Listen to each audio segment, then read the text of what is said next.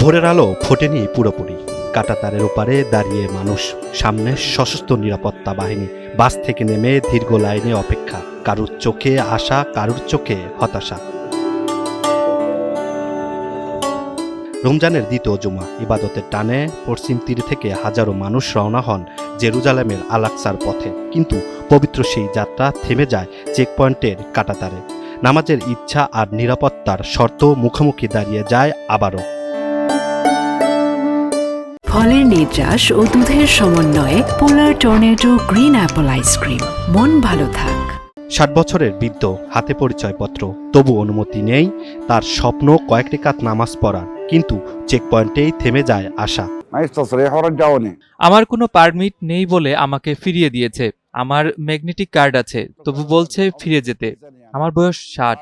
আমি লড়াই করতে যাচ্ছি না, আমি শুধু আল আকসায় গিয়ে আল্লাহর কাছে নামাজ পড়তে চাই। 7 বছরের ছোট্ট মারিয়াম দাদুর হাত ছেড়ে একা দাঁড়িয়ে থাকে চেকপয়েন্টে। নিয়ম বলছে 12 বছরের কম বয়সের শিশুরা আত্মীয়র সঙ্গে ঢুকতে পারবে, কিন্তু বাস্তবতা তার জন্য উল্টো। আমরা জেরুজালেমে যাচ্ছিলাম, তারা আমাকে ঢুকতে দেয়নি। আমার দাদু ঢুকেছে, কিন্তু আমাকে ঢুকতে দেয়নি। দীর্ঘ পথ, ক্লান্ত শরীর, শেষে ফিরে যাওয়ার নির্দেশ। প্রার্থনার আগে শুরু হয় অপেক্ষা আর অনিশ্চয়তার পরীক্ষা। ফলের নির্যাস ও দুধের সমন্বয়ে পোলার টর্নেডো গ্রিন অ্যাপল আইসক্রিম। মন ভালো থাক। ভোর 5:30টায় ইয়াত্তা থেকে বের হয়েছি। 1.5-2 ঘন্টা ভ্রমণের পর এসে আমাদের শিশুদের ফিরিয়ে দিতে বলা হয়েছে। পারমিট থাকলেও মিলছে না নিশ্চয়তা।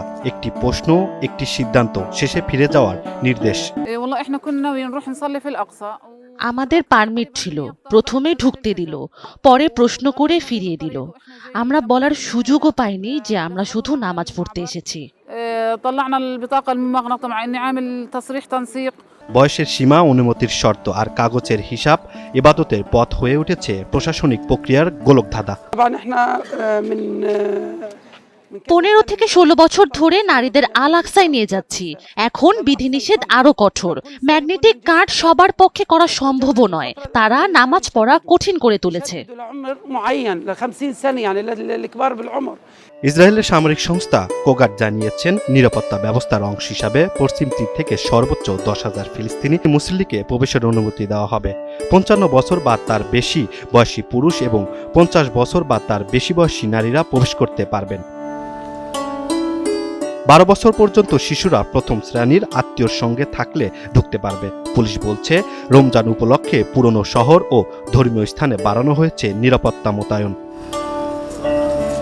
গত প্রথম জুমায় প্রায় 80,000 মুসল্লি নামাজ আদায় করেন আল আকসায়, কিন্তু দ্বিতীয় জুমার এই ভোরে অনেকের জন্য আল আকসা রয়ে গেল দূরত্বে, কাঁটাতারের ওপারে।